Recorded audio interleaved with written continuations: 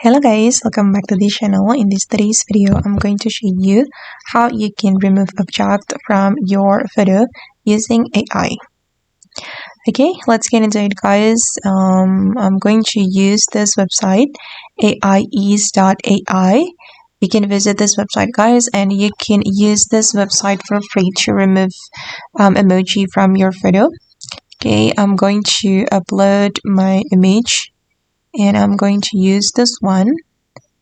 Okay, and just hold on. Okay, I'm going to remove this emoji guys.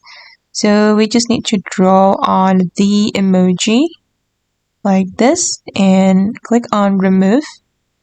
And again, just hold on.